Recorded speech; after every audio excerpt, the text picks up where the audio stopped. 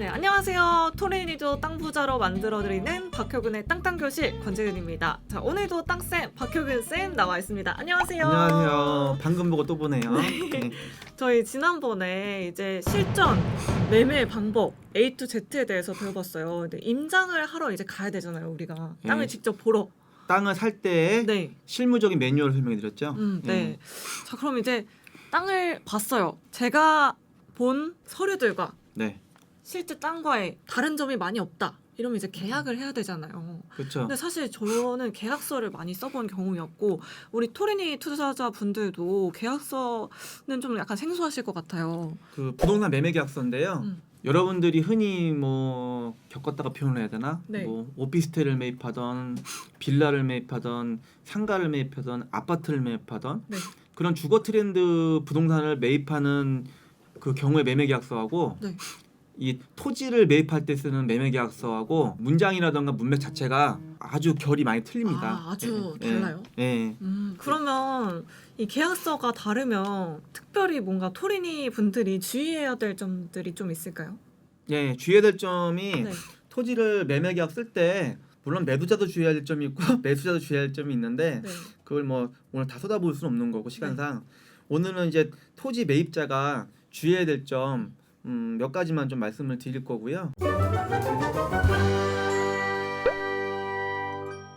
토지 매매 계약 쓸 때 우리가 특약사항이라고 하잖아요.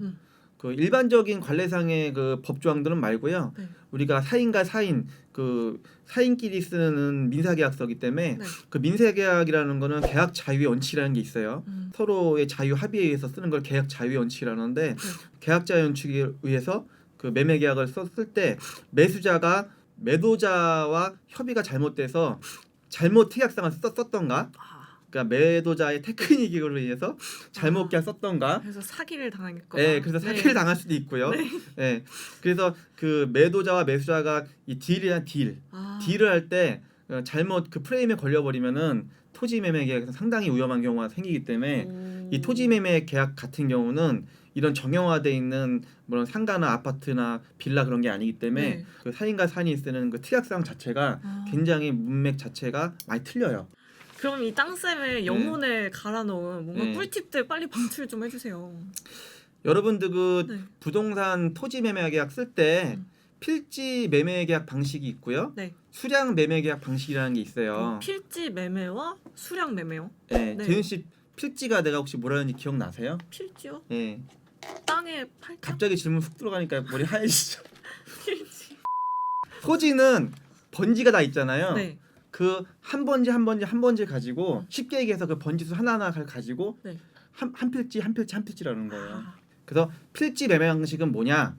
예를 들어서 뭐 경기도 뭐 화성시 뭐 팔탄면 뭐 무슨 리에 몇 번지 필지에 대해서 땅 1000평에 대해서 뭐 매매가 10억 이렇게 해가지고 매매 계약서 쓰지 않습니까 보통적으로? 그러면은 그 주소가 나오고 면적이 나오고 10억이라는 매매 금액이 기재가 되겠죠. 매매 계약서에. 그게 통상이에요. 그리고 사인끼리 그 작성한 특약사항이 쭉 붙는 거고요. 그게 통상적인 매매 계약서란 말이에요. 토지 매매 계약서. 그게 우리가 일반적으로 하는 매매 계약서고 그걸 필지 매매 방식이라고 그러는 거예요. 보통 그렇게 써져 있는 거 그게 같아요. 통상이죠. 근데 그렇게 썼다가 위험한 게 있어요. 뭐죠? 여러분들이 아는 거는 이게 통상인데요.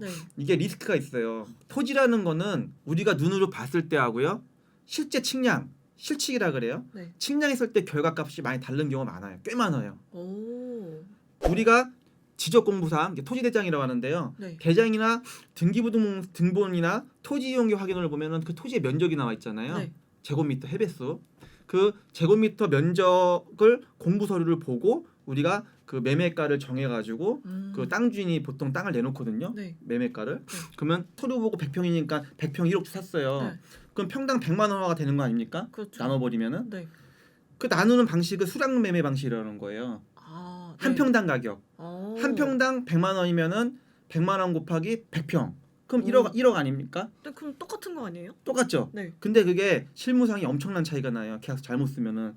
만약에 필지 매매 방식으로 해서 뭐 화성시 몇 번지 토지에 대해서 100평짜리를 만약에 1억에 썼어요.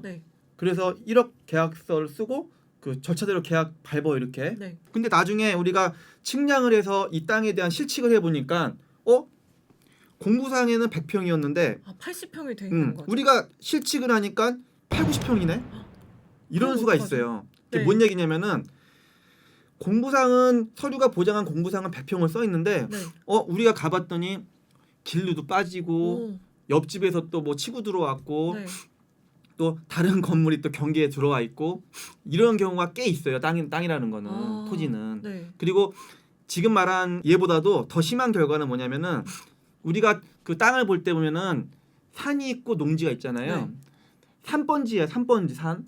뭐 산 1번지, 산 2번지. 네. 그 3번지에 대한 그 임야를 살 때는 우리가 임야 1000평을 사 가지고 전원주택을 지려고 인허가를 냈어. 네. 인허가를 내서 토목공사 하고 나니까 네.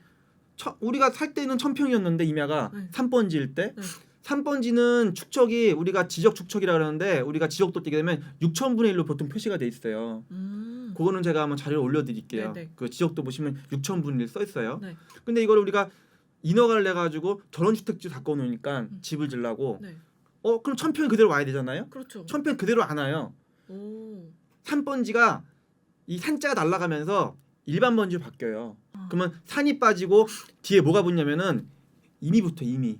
아. 그러니까 산 1번지가 네. 이미 1-1 임으로 바뀌어 임으로. 네. 그래서 3번지가 빠지고 임으로 그 바뀐 상태를 우리가 등록전환이라는 거예요. 그 네. 등록전환. 등록전환이 된다는 이유는 뭐냐면은 축적이 바뀌는 거예요. 지적 축적이.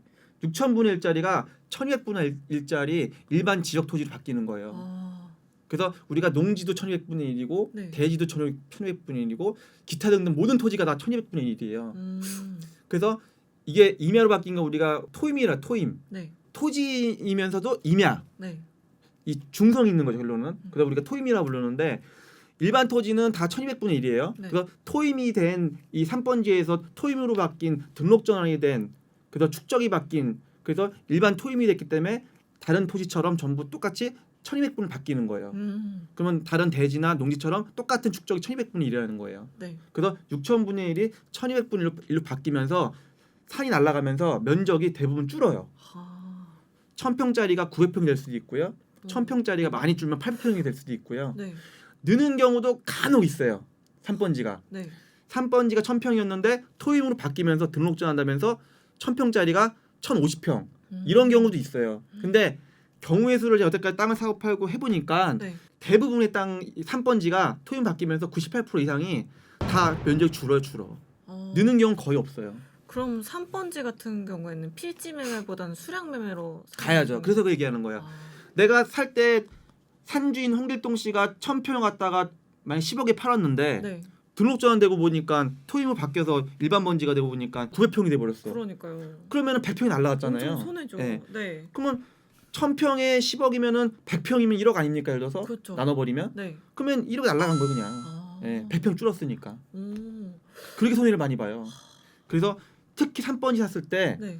내가 개발하고 난 결과의 값, 오. 토임으로 바뀌었을 때 면적, 네. 등록전환 됐을 때 면적, 그 면적을 기준으로 계약을 하는 게 그 3번지 샀을 때 수량 매매 방식이라고 하는 거예요. 수량 매매 방식이 아주 간단한 거예요. 내가 1000평을 3번지를 때 샀으나 네. 최종적으로 개발하고 나서 토목공사 끝나고 나서 나한테 등기전을 했을 때 잔금을 치르기로 하고 그때 잔금을 치를 때 실측한 결과에 평당가를 환산해서 계약을 한다.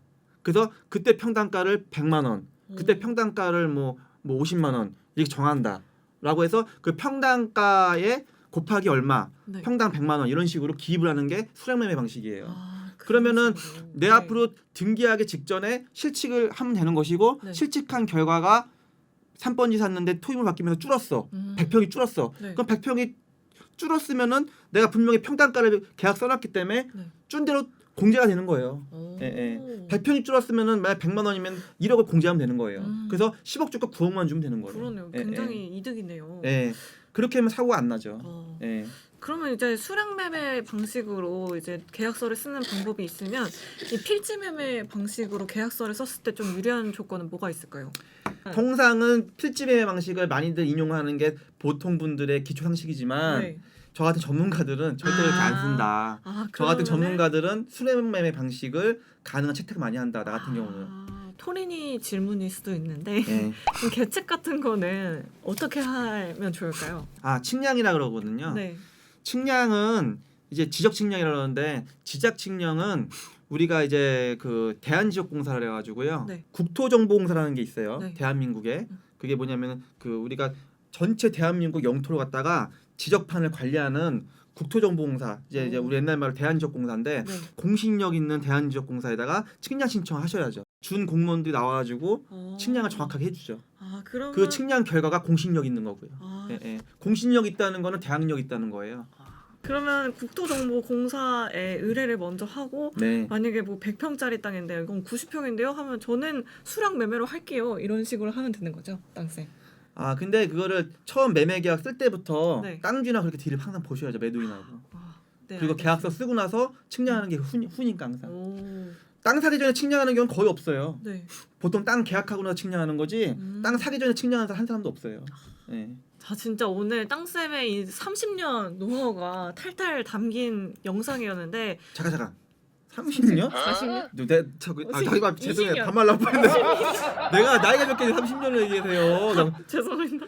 저 18년, 19년 만 18년 넘게 그 사업한 사람이지 토지 사업한 사람이지 이 30년 아니에요. 오해하지 땅쌤이 마세요. 워낙에 그 어린 나이부터 토지에 투자를 하셨다고 했으니까 네. 네, 땅쌤의 그 20년 네, 만 18년. 네, 만 18년 노하우를 정말 탈탈 갈아 넣은 그런 영상이었으니까 우리 토린이 투자자 여러분 저 나이 많지 않아요. 네. 오해하지 마세요. 자, 우리 토린이 투자자 여러분들 땅 매입하시기 전에 꼭 이 영상 보고 가셨으면 좋겠습니다. 자, 오늘도 좋은 정보 알려주신 땅쌤 너무 네. 감사드립니다. 오늘 여러분 내용 마음에 드셨다면 구독, 좋아요. 알림 설정까지 부탁드릴게요. 부탁드릴게요.